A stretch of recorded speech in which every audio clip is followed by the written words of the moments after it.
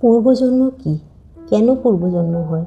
পূর্বজন্ম বিষয়টা ভগবত গীতার একটি কেন্দ্রীয় ধারণা, যেখানে শ্রীকৃষ্ণ আত্মার যাত্রাকে এক জীবনের মধ্যে সীমাবদ্ধ নয় বলে ব্যাখ্যা করেন।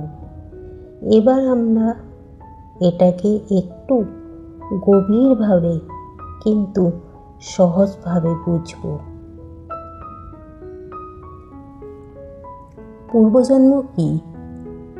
পূর্বজন্ম মানে একটি দেহ মারা যাওয়ার পর আত্মা নতুন দেহ গ্রহণ করে, অর্থাৎ জীবন একটানা ধারাবাহিক যাত্রা। মৃত্যু শুধু একটি পরিবর্তনের দরজা। কেন পূর্বজন্ম হয়? কর্মফল।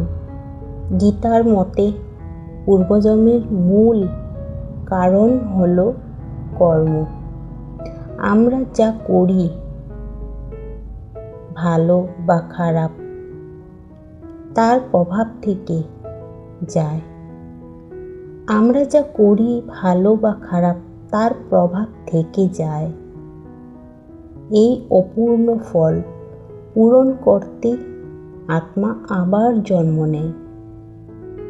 সহজভাবে, ভালো কাজ ভালো ফল, খারাপ কাজ কষ্টের ফল। কর্মের তিনটি ধরন। গভীর ধারণা। দর্শনে কর্মকে সাধারণত 3 ভাগে বোঝানো হয়। সঞ্চিত কর্ম, আগের জন্মগুলোর জমে থাকা কর্ম। প্রারব্ধ কর্ম, এই জন্মে যা ভোগ করেছি, এই জন্মে যা ভোগ করছি, এটাকে প্রারব্ধ কর্ম বলে। ক্রিয়মান কর্ম, এখন আমরা যা করছি, এই তিনটাই মিলে ভবিষ্যৎ জন্ম নির্ধারণ করে। আত্মার যাত্রা। গীতার দৃষ্টিতে আত্মা এক জীবন থেকে আরেক জীবনে যায়, অভিজ্ঞতা অর্জন করে, ধীরে ধীরে উন্নতি করে। এটাকে অনেকটা স্কুলের ক্লাস এর মতো ভাবতে পারেন। এক ক্লাস শেষ, পরের ক্লাস। শেখা না হলে আবার চেষ্টা। মুক্তি মানে মোক্ষ। পূর্বজন্মের শেষ। পূর্বজন্মের চক্রকে বলা হয় সংসার। লক্ষ্য কি? এই চক্র থেকে মুক্ত হওয়া, মোক্ষ। কিভাবে জ্ঞান, নিজেকে জানা,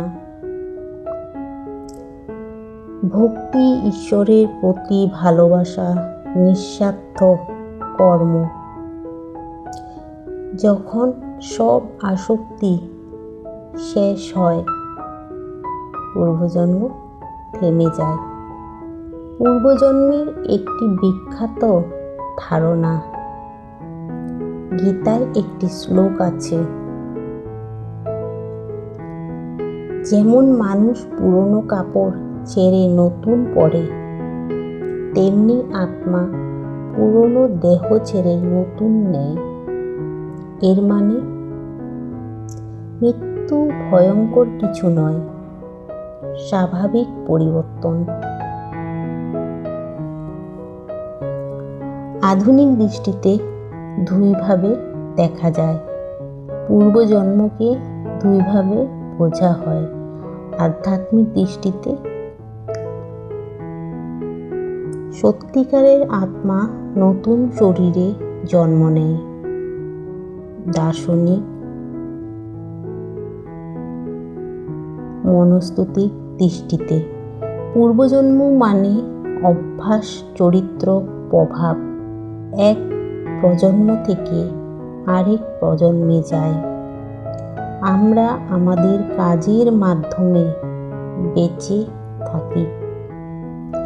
কেন এই ধারণা গুরুত্বপূর্ণ? জীবনের প্রতি দায়িত্ববোধ বাড়ায়। নৈতিকতা শেখায়।